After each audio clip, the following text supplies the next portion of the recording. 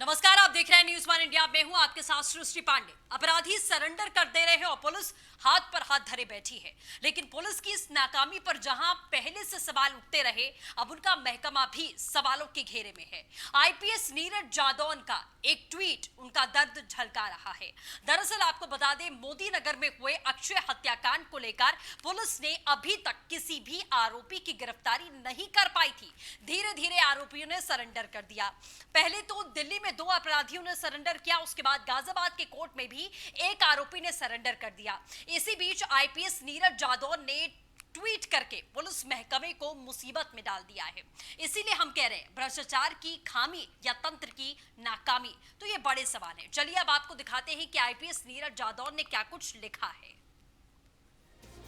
IPS Neeraj Jadaun ने लिखा है कि आप अपराधियों के खिलाफ लड़ सकते हैं और जीत सकते हैं, लेकिन आप अपराधियों का समर्थन करने वाले और उन्हें बचाने वाले सिस्टम के खिलाफ में जीत नहीं सकते। 4 रातों की नींद हराम और टीम द्वारा लगाए गए अपार प्रयास के बाद इसकी उम्मीद नहीं थी। बहुत बहुत धन्यवाद टीम। तो आईपीएस नीरज जादौन ने सिस्टम पर सवाल खड़े किए हैं, उसी सिस्टम पर जिस सिस्टम में रहकर वो काम करते हैं। आप अपराधियों के खिलाफ में जंग जीत सकते हैं। अपराधियों को सपोर्ट करने वाले सिस्टम से जीतना बहुत मुश्किल होता है, ये साफ तौर पर कहा नीरज जादौन। एसपी आरए के पद पर तैनात हैं आईपीएस नीरज जादौन। अपराधियों को पकड़ने की नाकामी के बाद में आईपीएस का दर्द झलकता हुआ यहां पर नजर आया है। पुलिस की नाकामी को लेकर हमेशा ये सवाल उठते रहते हैं, ये बातें उठती रहती हैं कि आखिरकार पुलिस अपराधियों को क्यों नहीं पकड़ पाती है। लेकिन जब अपराधियों को सिस्टम का ही संरक्षण प्राप्त हो और वो एक एक करके सरेंडर कर रहे हो अपराध करके, और पुलिस हाथ पर हाथ धरे बैठी रह जाती है। तो अक्षय हत्याकांड में आईपीएस का दर्द क्या कह रहा है, ये सवाल है। अक्षय की हत्या के आरोपियों ने पुलिस को ठेंगा दिखा दिया। जिन्हें करना चाहते थे गिरफ्तार, उन्होंने सरेंडर कर दिया। जो खुलेआम घूम रहे, उन्हें गिरफ्तार करने में पुलिस असमर्थ क्यों है? पुलिस अब तक एक भी आरोपी को गिरफ्तार नहीं कर पाई है। हत्या से पहले ही 2 नामजद आरोपियों ने दिल्ली में सरेंडर कर दिया था। विकास और सप्पू गुर्जर ने पुराने मामले में सरेंडर किया था। एक और आरोपी अश्वनी ने पुलिस को चकमा देकर सरेंडर किया। आरोपी अश्वनी ने गाजियाबाद की कोर्ट में सरेंडर किया। आरोपी डॉक्टर देवेंद्र शिवाज और आशीष भी पुलिस की पकड़ से दूर हैं। 3 दिनों तक आशीष से पूछताछ के बाद में पुलिस ने उसे छोड़ दिया। देवेंद्र शिवाज से अब तक कोई पूछताछ नहीं की गई है। तो इस पूरे मामले को लेकर न्यूज़ वन इंडिया तमाम सवाल खड़े करता है कि आखिरकार आईपीएस का दर्द किस सिस्टम की नाकामी को लेकर है। आईपीएस क्या कुछ कहना चाह रहे थे, किस संरक्षण की बात कर रहे थे? ये पुलिस की नाकामी है या फिर सिस्टम की नाकामी है? आईपीएस का सवाल किस बात की ओर इशारा करता है? कुछ खुलकर उन्होंने नहीं कहा, लेकिन ये दर्द बहुत कुछ बयान करता है। अपराधियों और सिस्टम के बीच में जीत आखिरकार किसकी हो गई, ये सवाल है। अक्षय हत्याकांड में पुलिसिंग सिस्टम पर सवाल पहले से खड़े हो रहे थे। भ्रष्टाचार की इस खामी का कोई सुध आखिरकार क्यों नहीं ले रहा है? यह सवाल भ्रष्टाचार का है या तंत्र की नाकामी का है? तंत्र की नाकामी कहीं असफलता का कवच तो नहीं है? डॉक्टर शिवाज से अब तक इस मामले में पूछताछ क्यों नहीं हुई? देवेंद्र शिवाज को क्लीन चिट क्यों दे दी गई है? विधायक के दत्तक पुत्र आशीष को बरी क्यों कर दिया गया? आरोपी रूबी की गिरफ्तारी अब तक क्यों नहीं की गई? तो ये तमाम लूप होल्स हैं जो जाहिर तौर पर एक शक्ल अब ले चुके हैं, और आईपीएस की दर्द भरा जो उनका ट्वीट था, वो शायद इन्हीं तमाम लोगों के इर्द गिर्द है कि एक रसूख, एक संरक्षण, आप पार्टी से जुड़े हैं, आप विधायक के दत्तक पुत्र हैं, आप किसी नेता या सांसद का आपको संरक्षण प्राप्त है, इसीलिए पुलिस हाथ पर हाथ धरे बैठी रह जाती है। सीधे तौर पर कई मामलों में इस तरीके की तस्वीरें अभी तक देखी गई हैं, जहां पुलिस कार्य तो करना चाहती है, चाहे वो 4 रातें हों, 5 रातें हों, 10 रातें हों, अपनी नींदें भी हराम करती है, काम भी करती है, लेकिन जब संरक्षण प्राप्त होता है तब पुलिस की कोई भी कामयाबी नाकामयाबी में तब्दील हो जाती है। तो तमाम बड़े सवाल हैं कि आखिरकार हर बार जब भी कोई ऐसा मामला होता है तो सवाल पुलिस पर ही खड़े होते हैं कि पुलिस काम नहीं कर रही है, पुलिस लापरवाही करती है, पुलिस से अपराध नहीं, अब जिस तरीके से अपराध हो रहा है अपराधियों को गिरफ्तार नहीं कर पा रही है। अभी तक ये कहा गया कि सिर्फ डर बैठा है अपराधियों में, वो जाकर सरेंडर कर रहे हैं, वो कह रहे हैं हमारा एनकाउंटर हो जाएगा, इसलिए तख्ती लटकाकर जाकर सरेंडर कर देते हैं। सरकार का पहला मुख्य मोटो, उनका एजेंडा भी यही रहा था कि अपराधियों के जहन में आपको डर पैदा करना है। लेकिन यहां पर अपराधी खुद पुलिस को बेवकूफ बनाते हुए नजर आ रहे हैं कि अपना षड्यंत्र रचते हैं, उसके बाद उसको अंजाम दे देते हैं और हत्या होने से पहले ही दो लोग जाकर सरेंडर कर देते हैं, जो जिनकी भूमिका इसमें बहुत ज्यादा संदिग्ध रही है। तो अब ये तमाम सवाल हैं जो लगातार यहां पर खड़े हो रहे हैं। इससे पहले चाहे सतपाल सिंह की बात करें, संजीव बालियान की बात करें, बीजेपी से ही जो तमाम बड़े दिग्गज हैं वो अभी तक सवाल उठा चुके हैं। पुलिस पर भी तमाम तरीके के सवाल उठे, लेकिन ये दो तरीके की बातें, एक तरफ पुलिस अपराधियों के साथ मिली होती है, दूसरी तरफ सिस्टम के कुछ एक नेता अधिकारी कहीं ना कहीं संरक्षण इनका प्राप्त होता है, जिसकी वजह से पुलिस भी अपना कार्य नहीं कर पाती है। इसीलिए जाहिर तौर पर यह बहुत बड़े सवाल है कि अब निकलकर ये बातें सामने आ रही हैं। कहीं सांसद सवाल उठाते हैं, कई विधायक सवाल उठाते हैं पुलिस पर, और दूसरी तरफ पुलिस या कोई आईपीएस अफसर सवाल उठाता है जब वो पूरे केस पर काम करता है, और नतीजा उसका क्या होता है कि जिन अपराधियों को खुलेआम वो ढूंढ रही थी वो जाकर हत्या को अंजाम देकर इतने दिनों से बेखौफ होकर घूमने के बाद में सरेंडर कर देते हैं। उसके बाद में दो तीन जो बड़े नाम, देवेंद्र शिवाज का नाम इसमें सामने आया, और भी तमाम ऐसे नाम सामने आ रहे हैं जो पार्टी से जुड़े हुए हैं, राजनीतिक नेताओं से जुड़े हुए हैं, जिनको संरक्षण प्राप्त है और अभी तक उनसे पूछताछ नहीं की गई है, जबकि एफआईआर दर्ज की गई लेकिन पूछताछ के लिए अभी तक उन्हें तलब भी नहीं किया गया।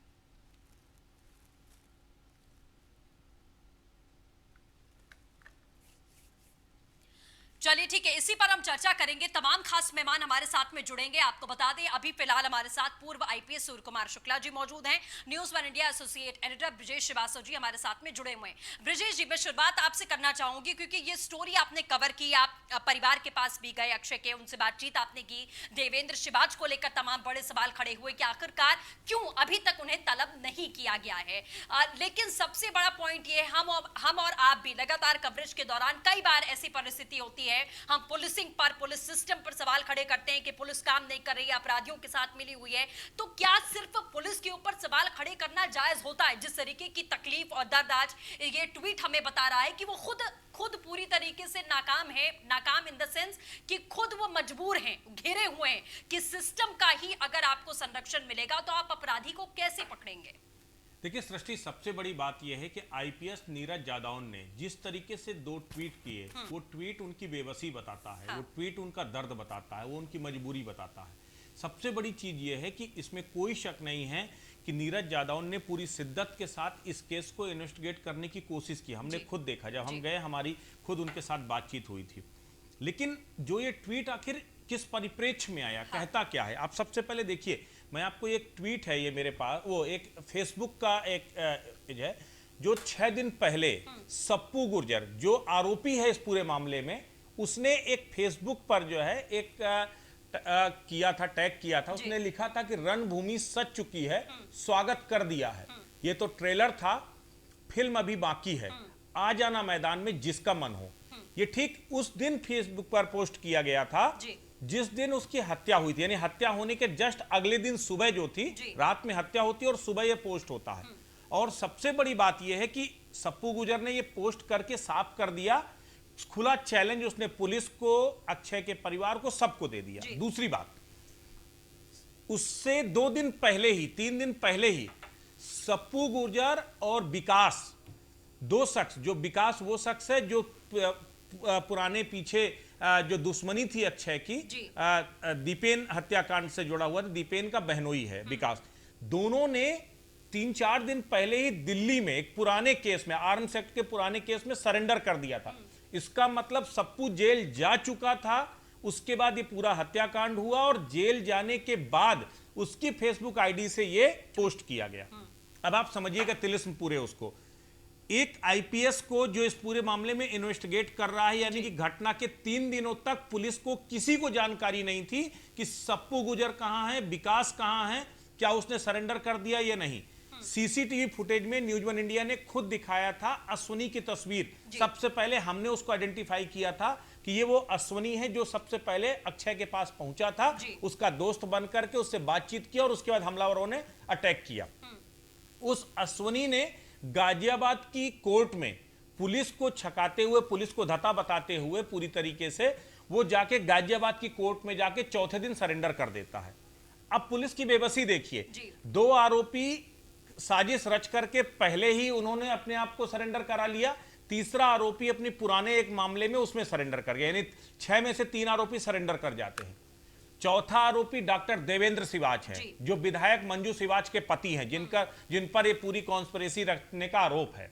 उनसे पुलिस आज तक पूछताछ नहीं कर पाती क्योंकि विधायक जी के पति हैं। दूसरे, उस गांव के प्रधान का पति है आशीष, जो इसमें कॉन्स्पिरेसी करने में देवेंद्र सिवाच के साथ नामजद किया गया।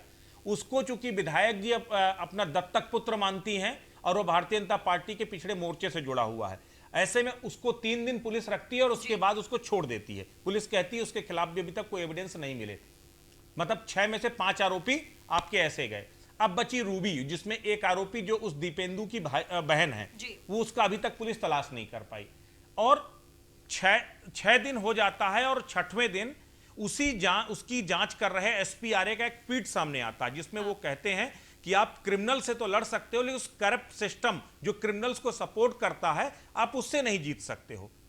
अब सवाल ये उठता है कि आप, ऐसा तो नहीं है कि पुलिस अपनी नाकामी को उस सिस्टम का आवरण यानी नाकामी का कवच बना रही हो उस सिस्टम को, कि सिस्टम की खामी है। अगर ये सिस्टम की खामी है तो ये खामी किसने पैदा किया?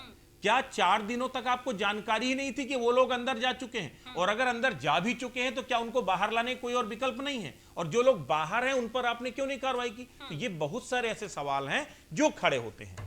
बिल्कुल, चलिए, पूर्व आईपीएस हमारे साथ में मौजूद हैं सूर्य कुमार शुक्ला जी। ऐसी परिस्थितियों से बहुत सामना इन्होंने किया होगा। सूर्य कुमार जी, आखिरकार जो ट्वीट्स किए गए हैं वो क्या कहते हैं, किस तरफ इशारा कर रहे हैं? जैसा ब्रजेश जी ने कहा कि अपनी नाकामियों को छुपाने के लिए सिस्टम पर ये चीजें मढ़ी जा रही हैं, या वाकई में बहुत सारी चीजें ऐसी हैं जो अभी छुपी हुई हैं और इनडायरेक्टली ये ट्वीट करके कहीं ना कहीं जो मेहनत यहाँ पर एसपी के द्वारा की गई, आईपीएस के द्वारा की गई इस पूरे केस को लेकर, और वो असफल हुई, इसको लेकर किया गया है? सर, सृष्टि जी, बहुत प्रासंगिक बात है कि आपने एक ट्वीट एक ऑफिसर की ली और उस पर इतने बड़े स्तर पर ये कार्यक्रम अपना आयोजित कर दिया।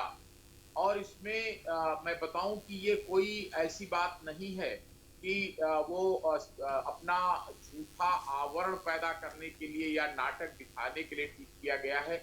मैं बहुत बार ऐसी परिस्थितियों से गुजरा हूं और इनमें होता यह है कि जब जी जान लगा करके कोई पुलिस अधिकारी, कोई पुलिस टीम किसी केस में वर्कआउट करने के लिए, मुलजिमों की गिरफ्तारी करने के लिए, माल की बरामदगी करने के लिए रात दिन काम करती है, तो उससे उसका कमिटमेंट पैदा हो जाता है कि हम सही मुलजिमों को जल्दी से जल्दी पकड़ें।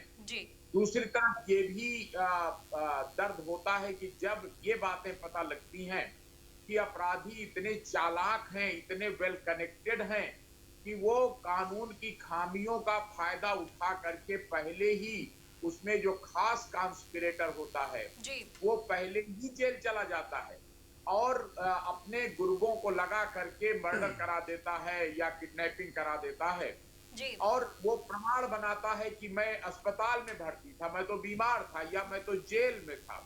इसी तरह जब वो अपने संपर्कों से, अपने पैसे की ताकत से, अपने संपर्कों से फर्जी सबूत बनाता है, पुलिस पर दबाव समूह काम करते हैं कि अरे इन्होंने ये केस नहीं किया, इनको नहीं पकड़ा जाना चाहिए। अब इसमें तरह तरह के दबाव समूह होते हैं, राजनैतिक भी होते हैं, आर्थिक भी होते हैं, व्यवसायिक भी होते हैं, बहुत से समाज में वर्गीय होते हैं, वकील साहबानों का एक ग्रुप होता है, व्यापारियों का ग्रुप होता है और मीडिया का एक प्रेशर ग्रुप होता है। इन सब प्रेशर ग्रुप्स के बीच में पुलिस को काम करना होता है।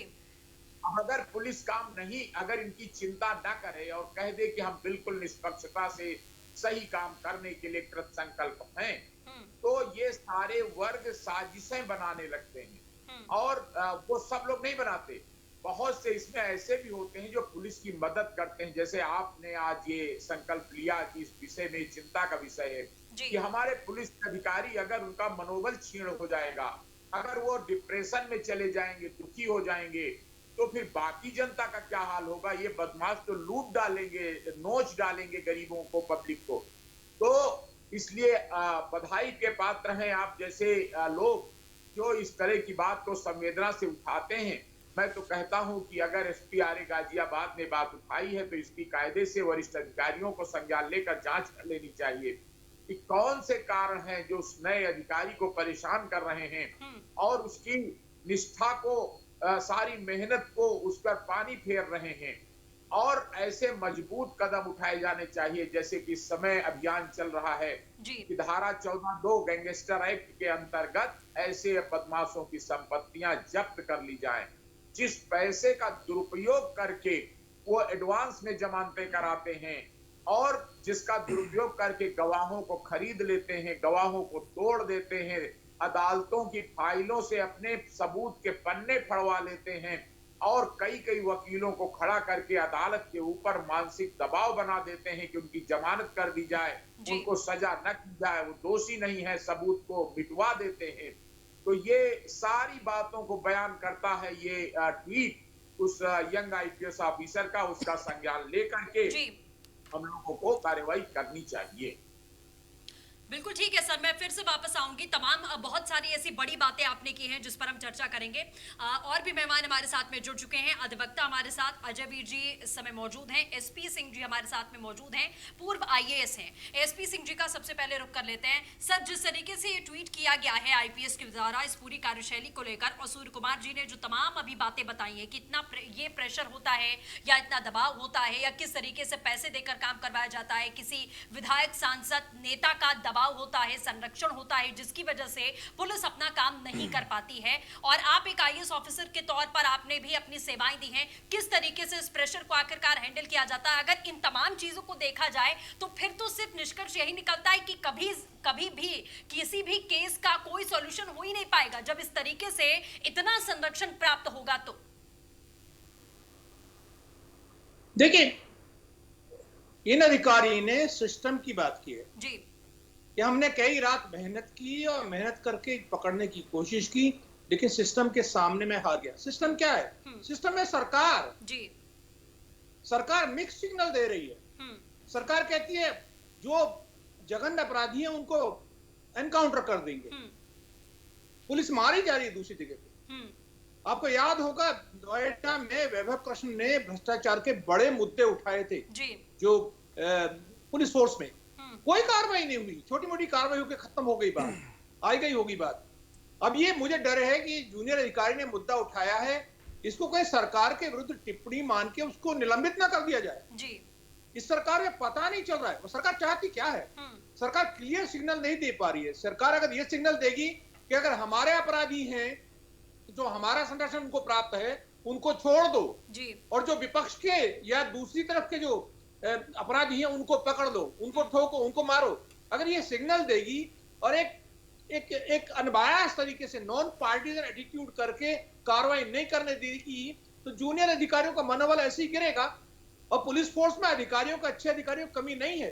अगर जूनियर अधिकारी के इस लेवल पे अगर मनोबल गिरा दिया जाएगा तो वहां बैठे हुए तमाम अधिकारी जो वरिष्ठ हैं, एसएसपी हैं, डीआईजी हैं, आईजी हैं, एडीजी हैं, उनको देखना चाहिए कि जूनियर अधिकारी का मनोबल ना गिरे। एसपी सिंह जी, एक चूंकि आप सीनियर आईएएस अधिकारी रहे हैं, आपने ब्यूरोक्रेसी को बहुत नजदीक से देखा है, पुलिस तंत्र को देखा है और उस पूरे प्रेशर को भी हैंडल किया है। एक जो आईपीएस हैं, इनका ये दर्द किस परिप्रेक्ष्य में देखा जाना चाहिए? देखिए, आपने तंत्र की बात की, तंत्र मतलब सरकार का काम है उस तंत्र को बेहतर बनाना या फिर वो स्मूथ फंक्शनिंग करना ताकि कम से कम बाकी चीजें बेहतर तरीके से चल पाए। लेकिन ओवरऑल आप देखिए, अगर खासकर जिस केस के रेफरेंस में इन्होंने टिप्पणी की है, उस केस में खुद एमएलए के पति इस पूरे मामले में नामजद है, वर्तमान बीजेपी एमएलए, उनके पति डॉक्टर देवेंद्र शिवाज भी नामजद है। 3 आरोपी इस तरीके से जाते हैं जो कोर्ट में सरेंडर कर देते हैं, लेकिन जो बचे हैं उनको अब चाहते हुए गिरफ्तार नहीं कर सकते, क्योंकि एक तो खुद विधायक के पति है और दूसरा विधायक का दत्तक पुत्र, जिसको अपना दत्तक पुत्र कहती हैं विधायक। तो क्या व्यवस्था इस बात को लेकर के है या करप्शन एक बड़ा आवरण है या करप्शन एक कारण है या फिर ये तंत्र की नाकामी है? ओवरऑल आप इसको किस परिप्रेक्ष्य में देखते हैं? देखिए, कुर्सी बचाने का खेल है ये। देखिए, जो अधिकारी हैं, जो उनसे ऊपर अधिकारी बैठे हैं, किसी ने तो कहा होगा इनको मत पकड़ना, बिल्कुल, या किसी नेता ने कहा होगा इनको मत पकड़ना जी। लखनऊ से फोन आया होगा इनको मत पकड़ना।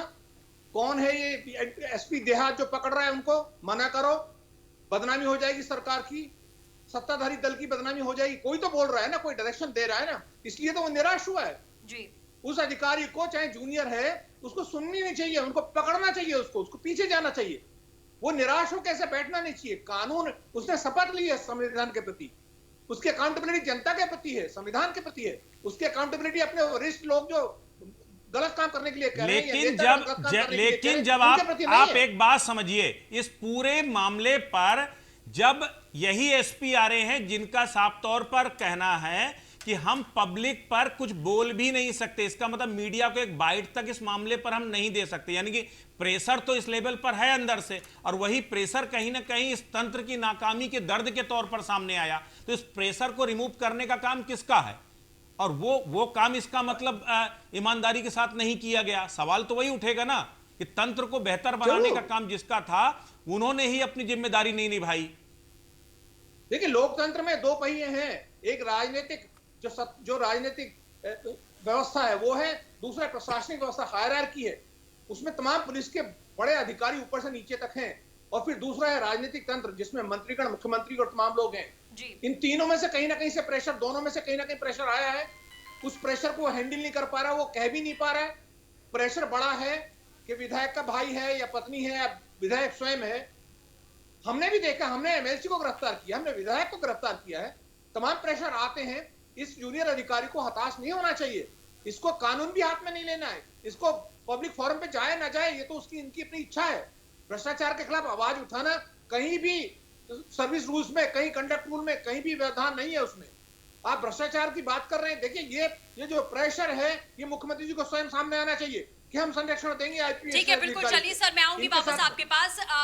शबनम पांडे जी बीजेपी से हमारे साथ में जुड़ चुकी हैं और सपा से हमारे साथ अनुराग भदौरिया जी जुड़ चुके हैं। दोनों का स्वागत है। शबनम जी, मैं शुरुआत आपसे ही करना चाहूंगी, अजय जी इसके बाद आपके पास भी आएंगे। जिस तरीके से पूरा मामला सामने आया, उम्मीद है कि आप इस मामले से वाकिफ होंगी, और आईपीएस के द्वारा जो ट्वीट यहाँ पर किया गया, जो लिखा गया, आखिरकार किसकी वो बात कर रहे हैं, किस परिप्रेक्ष्य में वो बात कर रहे हैं, कुछ आपको समझ में आ रहा है मैम कि आखिरकार पुलिस किसकी वजह से काम नहीं कर पा रही है?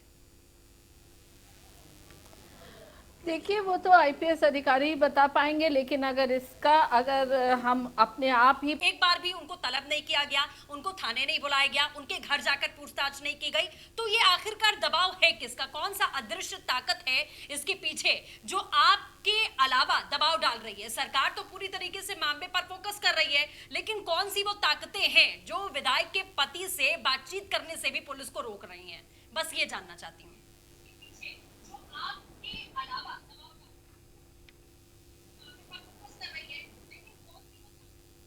कहा है कि निष्पक्ष और निर्भीक होकर आप काम करें और किसी का दबाव को न माने।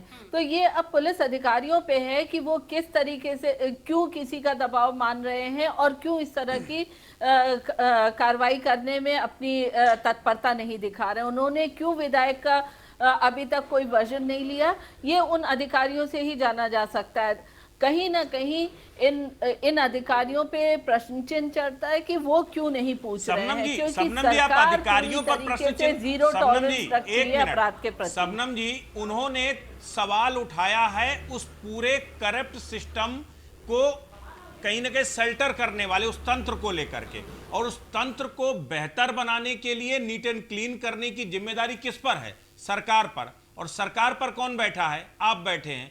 आखिर एक आईपीएस अधिकारी इतना बेबस, इतना मजबूर क्यों नजर आ रहा है जब वो ईमानदारी से कार्रवाई करना चाहता? दर्द तो इसीलिए बाहर आया ना कि वो कार्रवाई करना चाहता लेकिन कार्रवाई कर नहीं पा रहा है, या फिर जो वो चाहता कि ईमानदारी से इस मामले का सच सामने आए लेकिन वो आ नहीं पा रहा है, वही बेबसी तो है। तो आखिर वो बेबसी क्यों है? अगर आपके राज में अगर एक आईपीएस अधिकारी बेबस नजर आ रहा है तो आखिर क्यों? ये जवाब तो आपके ऊपर बनता ही है ना। देखिए, इस बात को मैं पूरी तरीके से नकारती हूँ कि कोई आईपीएस अधिकारी बेबस है। क्या आप इसका मतलब ये कहना चाहते हैं कि अब तक जिन अधिकारियों ने ईमानदारी के साथ कार्रवाई की बड़े से बड़े केस में, तो वो उस वक्त बेबस नहीं थे क्या? अगर कोई बेबस होता है किसी दबाव में, तो फिर आप ये कहिए कि आईपीएस नीरज यादव अपनी नाकामी को छिपाने के लिए ये इमोशनल कार्ड खेल रहे हैं, सिस्टम की नाकामी पर ठीकरा फोड़ रहे हैं। आप कहिए कि वो आईपीएस जो है नाकाम है और वो अक्षम है काम कर पाने में। देखिए, ये उन आईपीएस अधिकारी से ही पूछना होगा कि आखिर वो इस तरीके का अगर फेसबुक पे डालते हैं तो उनके सर्विस रूल में क्या है और उन्हें अपने सर्विस को ईमानदारी से निभाने के लिए क्या करना चाहिए। क्योंकि अगर हर अधिकारी फेसबुक पे इस तरीके से लिखने लग जाए, जब वो नाकाम हो और लिखने लग जाए, तो कहीं ना कहीं प्रश्न चिन्ह उठेगा। क्योंकि अब तक इतने ईमानदार अधिकारी रहे हैं जिन्होंने अपराधियों को बेझिझक बगैर समय को खराब किए हुए उनको पकड़ा है। चाहे आप कोई भी कांड देख लीजिए, इस सरकार में छोटे मोटे भी अपराध में आरोपी तुरंत पकड़ लिए जाते हैं और आरोपियों का कद नहीं देखा जाता है, धर्म नहीं देखा जाता है और जाति देखी जाती है। फिर अगर कोई एक अधिकारी, मात्र एक अधिकारी इस तरह की बात हमारे साथ जुड़े हैं। तो शबनम जी, सीधे आपने यहाँ सारा का सारा मामला पलट दिया और आपने कहा कि ये आईपीएस अधिकारी ही अपनी नाकामी को यहाँ छुपाने के लिए इस तरीके से प्रशासन पर और सीधे तौर पर सरकार पर सवाल खड़े कर रहे हैं, क्योंकि इनडायरेक्टली लिखा गया लेकिन सवाल कहीं ना कहीं सिस्टम पर ही खड़ा हुआ। अनुराग जी बोलिए जवाब में। देखिए, उनकी बात, आपने भारतीय जनता पार्टी की बात सुनी अभी, और भारतीय जनता पार्टी की बात सुनने के बाद आपको ये तो एहसास हो गया होगा कि भारतीय जनता पार्टी कितनी बेचारी हो चुकी है, कितनी परेशान हो चुकी है, कितनी हताश हो चुकी है कि उनको घटनाएं भी नहीं याद है। अभी हाल की घटना है कि फिरौती का पैसा पुलिस वालों के सामने अपराधी लेके भाग गए। आप अपराधी ऐसे आप कह रहे हैं कि अपराधी तुरंत पकड़ ले जाते हैं, यहाँ तो अपराधी पुलिस के सामने फिरौती का पैसा लेके भाग जाते हैं। और अपराधियों की इतनी हिम्मत है, इतनी हिम्मत आपके सरकार में आ गई कि पुलिस वालों का ही इनकाउंटर करने लगते हैं। और तो और थाने में पकड़ के अपराधी आते हैं तो थाने से चला जाता है और बाद में दोबारा से छल्ला घुमाता हुआ चाबी गाड़ी का आता है और गाड़ी लेके भी अपनी चला जाता है। और आप यहाँ गिना रही थी कि नहीं अब तो ऐसा हो गया, यहाँ रामराज आ गया। ऐसा रामराज आ गया कि उत्तर प्रदेश महिलाओं के अत्याचार में नंबर 1 हो गया देश के अंदर में। यहाँ 20-25% यहाँ पे अत्याचार बढ़ गया। ऐसा रामराज आ गया कि एक दिन में 14-14, 15-15 हत्याएं हो रही हैं। अगर आज की हत्या आप ले लो तो आगरा से लेकर भदौरिया जी आंकड़े को अपनी तरीके से नहीं बनाइए। आपको हत्याएं गिनाएं और हत्याओं को आप कह रहे हो तुरंत पकड़ लिया जाता है।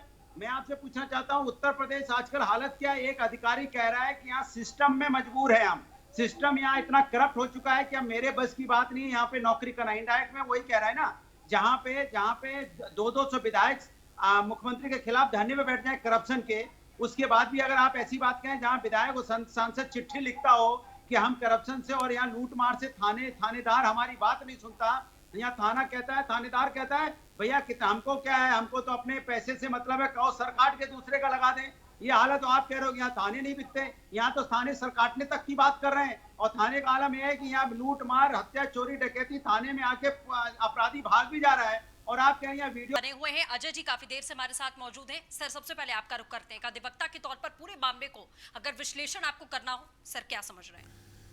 देखिए सृष्टि जी, इस भाजपा की सरकार में जब से भारतीय जनता पार्टी की सरकार आई है, निश्चित रूप से पुलिस अधिकारियों का मनोबल गिरा है।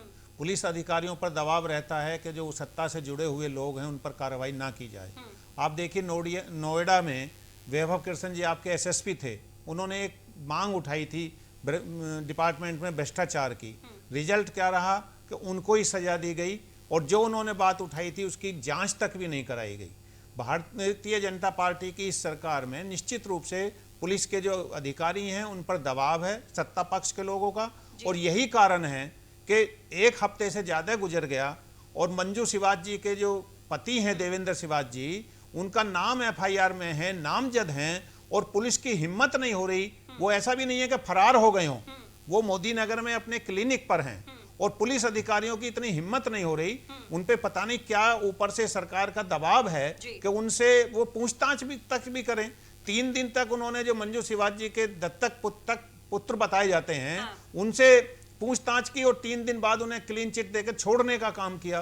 तो कहीं ना कहीं पुलिस अधिकारियों का मनोबल गिराने का काम सत्ता पक्ष के लोग कर रहे हैं। अजयवीर जी, एक सबसे बड़ा सवाल है, चूंकि आप एडवोकेट भी हैं और अगर आप कानूनी लिहाज से चीजों को समझें तो जिस तरह के सिस्टम के फेलियर का जिक्र जो है आईपीएस ने किया है, उसको आप किस तरीके से सेलिब्रेट करते हैं? आप सोचिए कि जो आरोपी होते हैं इस पूरे मामले में, नामजद आरोपी हैं, वो घटना से पहले ही अपने पुराने केस में जो है अपनी जमानत कटवा करके सरेंडर कर देते हैं। अब क्या ये लाचारगी है या इसके सिवा कोई ऑप्शन नहीं है कि उनको वापस इस केस में लाया जा सकता है, आरोपी बनाया जा सकता है जो है? ब्रजेश जी देखिए, आईपीसी में एक धारा होती है 120B, जो षड्यंत्र रचने की होती है, जो जो अपराध किया जाता है, उसका जो षड्यंत्र, ये जो योजना बनाई जाती है, उसके लिए 120B में प्रावधान है सजा का, और उसमें उतनी ही सजा होती है जितनी सजा के वो अपराध में सजा होती है।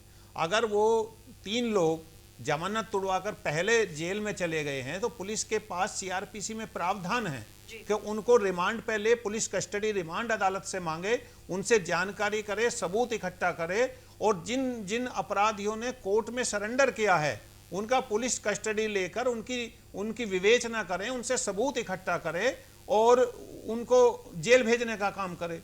लेकिन दिक्कत यही आती है कि हमारे पुलिस के अधिकारी, जहां ईमानदार अधिकारी अपना काम करना चाहते हैं, तो उन पर दबाव ये रहता है कि वो एक फॉर्मेलिटी करने का काम करते हैं। अब जैसे ये 3 या 4 मुलजिम जो है जेल चले गए हैं, तो पुलिस ने, आपको 1 हफ्ते से पहले पता चल गया है कि वो 2 मुलजिम दिल्ली में सरेंडर कर गए हैं, तो पुलिस अधिकारियों ने अब तक क्या कार्रवाई की पुलिस कस्टडी रिमांड लेने की? मुझे लगता है कि अभी उसमें भी उन्होंने कोई कार्रवाई नहीं की है। देखिए, पुलिस कस्टडी रिमांड डाला भी, सारी चीजें हैं, लेकिन सबसे बड़ी बात यह है कि क्या कोई ऐसा कानून है जो प्रभावशाली पर कार्रवाई करने से रोकता हो, या फिर तंत्र ही वो है? तंत्र मतलब सरकार, तंत्र मतलब सरकार में बैठे हुए लोग या प्रभावशाली लोग इस कार्रवाइयों को होने से रोकते हैं। संविधान में कोई ऐसा अधिकार नहीं है जो प्रभावशाली लोगों के लिए अलग से प्रोवाइड होता हो। इतनी ही सजा एक आम आदमी की है अपराध करने पर, इतनी ही एक सजा प्रभावशाली व्यक्ति की है। लेकिन ये जरूर हम मानेंगे कि तंत्र में कहीं ना कहीं ये जरूर बात है कि वो प्रभावशाली व्यक्ति के खिलाफ कार्रवाई करने से अधिकारियों को रोकता है। ठीक है, शबनम जी से इसका जवाब लेना चाहेंगे। शबनम जी, आपने कहा कि प्रशासन और सरकार की तरफ से कोई ऐसा दबाव कभी किसी भी केस में नहीं होता है। आपने सीधे तौर पर ये कह दिया कि वो अपनी नाकामी छुपाने के लिए इस तरीके के ट्वीट कर रहे हैं। इतना समय हो गया है लेकिन विधायक के पति से पूछताछ नहीं की गई है। आपको वाकई में लगता है कि बिना किसी दबाव के, बिना किसी प्रेशर के पुलिस खुद अपने ऊपर ये दाग लगवाएगी कि इतने समय के बाद, FIR होने के बाद उसने पूछताछ ही नहीं की? देखिए श्री जी, एक बात बहुत साफ तौर पे देखिए, प्रधान पति को बुलाती है पुलिस, उससे पूछताछ करती है, पूरी इन्वेस्टिगेशन करती है। पुलिस का इन्वेस्टिगेशन अभी जारी है, ऐसा नहीं है कि क्लोज हो गया है केस। तो इस पर अगर हम ये जबरदस्ती दबाव की बात करने लगे और मात्र एक IPS अधिकारी के लिख देने से, मात्र एक IPS अधिकारी, बार-बार मैं कहना चाहती हूँ, बार-बार मैं पूछना चाहती हूँ, नहीं मैं बार-बार कहना चाहती हूँ, इतने IPS अधिकारियों ने इतने केस लिखे, इसी सिस्टम में लिखे, और इससे पहले सिस्टम में लीकेज नहीं है। अब आप समझिए, सभी ने किया। वो एक बार-बार इस बात को क्यों ना सिर्फ वहां पर एक आम आदमी, एक बात समझिए, अगर रूबी भी नामजद आरोपी है, विकास भी नामजद आरोपी है, अश्विनी भी नामजद आरोपी है, बाकी और भी हैं। क्या वो अगर पुलिस की गिरफ्त में आएंगे या पुलिस उनके पास भी बगैर पहुंचे, क्या ये तय कर लेगी कि वो आरोपी नहीं है? डॉक्टर सिवाच से क्या इस पूरे मामले में पूछताछ नहीं की जानी चाहिए? मैं कह रहा हूं कि एक व्यक्ति के लिए प्रभावशाली रवैया क्यों? दूसरी बात, आपने प्रधानपति को जिस तरीके की उसका बीजेपी से ताल्लुक है, बीजेपी के पिछड़े मोर्चा से वो जुड़ा हुआ है, आपने उसको बुला रहे हैं, उससे पूछताछ कर रहे हैं, उसके बाद कह रहे हैं आपका कोई दोष नहीं, आप जाइए। पुलिस क्यों नहीं खुले आकर के मीडिया के सामने कहती है कि हमने डॉक्टर देवेंद्र सिवाच और आशीष के खिलाफ कोई इस पूरे मामले में कॉन्स्पिरेसी रचने का मामला नहीं आया है और हम इनको छोड़ रहे हैं? क्यों इस बात को डिफेंड कर रही है? ना तो आप खुल के ये कह रहे हो कि उनका कोई दोष नहीं है, और ना ही आप उनसे पूछताछ कर रहे हो, ना ही आप उनको गिरफ्त में ले रहे हो। तो सवाल तो उठेंगे ना। और एक IPS ऊपर से अपनी व्यवस्था दिखाता है। देखिए, एक बात जानिए कि जांच के बीच में पुलिस कैसे कह देगी कि किसी का हाथ है या नहीं है? जब तक जांच तो बगैर पूछताछ किए आप उसको क्लीन चिट कैसे दे सकते हैं? आप मुझे बताइए, किसने कहा बिल्कुल ये बात पूछताछ किए जांच खत्म हो जाए? ये बात दोनों के लिए, डॉक्टर देवेंद्र सिवाच के लिए, सुनिए मेरी बात, आपको जानकारी नहीं, डॉक्टर देवेंद्र सिवाच के लिए भी साफ तौर पर यही IPS महोदय जिन्होंने कहा है कि अभी तक उनका कोई इन्वॉल्वमेंट सामने नहीं आया, एक चीज। दूसरा, आशीष के लिए उन्होंने कहा हमने 3 दिन तक उससे पूछताछ किया, उसका कोई लिंक नहीं मिला, हमने उसको छोड़ दिया। आशीष के साथ जो आपने किया, आशीष को थाने में बुलाकर आपने पूछताछ की, आपने देवेंद्र सिवाच को थाने में बुला के पूछताछ की? थाने से चंद कदम दूरी पर डॉक्टर देवेंद्र सिवाच का क्लिनिक है, खुलेआम क्लिनिक चला रहे हैं। आपने एक बार पूछताछ की? अगर नहीं की तो क्यों नहीं की? इसलिए क्यों विधायक के पति हैं? देखिए, इसमें दो तीन बातें मैं कह रही हूँ। एक तो जो मृतक अपराधी है अक्षय, उसका इससे पहले भी बहुत से हत्याकांड में हाथ रहा है और जिसमें वो जेल भी गया था। उसके काफी दुश्मन रहे होंगे और अपराधियों का हश्र ऐसा ही होता है। तो ये जस्टिफाई कर रही हैं आप इस हत्या को? आप इस हत्या को जस्टिफाई कर रही हैं मैम? देखिए, जो आप कह रही हैं फिर तो इन्वेस्टिगेशन होनी ही नहीं चाहिए, वो तो अपराधी था, उसका मर्डर कर दिया गया, इन्वेस्टिगेशन होना ही नहीं चाहिए। मैंने ऐसा नहीं कहा। मैंने कहा उसकी और लोगों से आपने कहा अपराधियों का हर्ष ऐसे ही होना 6 चाहिए। दिन हो गया शबनम जी, 6 दिन हो गया। आपने पहले दिन एक अनुराग त्यागी जिसकी मौत हुई है उसको इसके साथ जोड़ा, कहा कि शार्प शूटरों का उपयोग हुआ है। अगर वो शार्प शूटर थे तो अब तक सामने क्यों नहीं आए? आप मुझे बताइए ना। मेरी बात सुनिए, अगर कोई अपराधी है और वो भी मर्डर किया हुआ, उसके दुश्मन कई होते, पुलिस हर एंगल से देख रही है। हम अपना एंगल बना के कहें कि पुलिस इसी एंगल पे तो चले, 6 दिन में पुलिस की क्षमता है ना, अगर एक भी व्यक्ति को सामने नहीं ला पाए आप, तो पुलिस उनसे पूछताछ निश्चित तौर पे ठीक है। करेगी। तो आप अपनी पुलिस पर कार्रवाई करिए, आप अपनी पुलिस पर कार्रवाई करिए। आपके हिसाब से पुलिस की नाकामी है, आपके हिसाब से पुलिस की नाकामी, आप सिस्टम पर, आप पुलिस पर कार्रवाई करिए, आप कार्रवाई करिए मैम। आप क्यों नहीं सामने आ रहे फिर? सूर्य कुमार शुक्ला जी, सूर्य कुमार शुक्ला जी, एक मिनट मैम, सूर्य कुमार शुक्ला जी जुड़े हैं हमारे साथ। सूर्य कुमार जी, जिस तरीके से शबनम जी ये कह रही हैं कि ये आईपीएस अधिकारी की अपनी नाकामी है, जिसको छिपाने के लिए वो सिस्टम की खामी का रोना रो रही हैं, क्या माफ कीजिएगा, रोना रो रहे हैं, तो आप क्या इसको जस्टिफाई करते हो?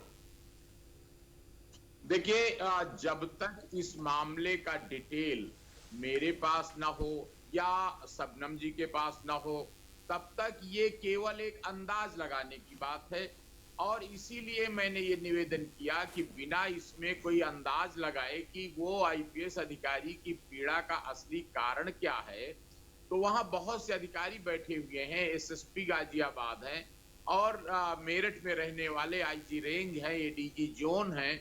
उन लोगों का ये काम है कि वो इस बात की ठीक प्रकार से जांच कर लें। और चूंकि लक्ष्य सभी पुलिस अधिकारियों का, सभी जो सिस्टम के जुड़े सूर्य कुमार जी, इस बात की बहुत हद तक संभावना है, सूर्य कुमार जी, इस हद तक इसकी बहुत हद तक संभावना है कि आईपीएस अधिकारी ने जिसने अपनी पीड़ा, अपनी वेदना बताई है, हो सकता है 2-1 दिन में उसके खिलाफ अनुशासनहीनता का मामला बना करके उनके खिलाफ कोई वैधानिक कार्रवाई कर दी जाए, उनकी आवाज को दबा दिया जाए। लेकिन आपको लगता नहीं है कि एक आईपीएस अधिकारी का ये जो कबूलनामा या जो बेबसी है, वो इस सिस्टम की लाचारगी भी बयां करती है कि आखिर कैसे सिस्टम की खामी या करप्शन का बढ़ता दायरा उसने कहीं ना कहीं आईपीएस अधिकारियों को ही नहीं बल्कि पुलिसिंग पर भी उसको पूरी तरीके से एक फंदे में कैद कर दिया है। तो लगता नहीं कि उस सिस्टम को दुरुस्त करने की जरूरत है? देखिए, ये हम लोगों को कोई पूर्वाग्रह नहीं रखना चाहिए कि ये दबाव या ये परेशानी वो आईपीएस अधिकारी की कहां से है, किस बिंदु से है। कई बार मैंने भी महसूस किया है, ये निश्चित रूप से नहीं होता कि कोई शासन में बैठा हुआ आदमी रोक रहा हो। कई बार ऐसा होता है कि ये सिस्टम में बहुत व्यापक लोग हैं, जैसे अदालत से जुड़े हुए तमाम वकील होते हैं, तमाम स्थानीय प्रभावशाली लोग होते हैं। इसलिए ये अंदाज लगाना उचित नहीं है जब तक ये साबित ना हो कि ये कौन दबाव डाल रहा था, क्योंकि अंदाज से वो तो फिर वो वाली बात हो जाती है कि जिसकी रही भावना जैसी प्रभु मुहूर्त देखी तिन तैसी। अगर आप चाहते हैं कि शासन को ब्लेम करें तो आप वैसा ब्लेम गेम छोड़िए, ब्लेम गेम तो आज तक होता रहा है। सवाल यह है कि उस सिस्टम को ट्रांसपेरेंट बनाने के लिए जिसको जिसको भी कदम उठाने चाहिए थे, क्या उन्होंने यथोचित कदम उठाए? आप जब आईपीएस थे, आपके समय में भी कई आईपीएस की फेसबुक टिप्पणी या सोशल मीडिया पर एक टिप्पणी उनके निलंबन का कारण बन गई।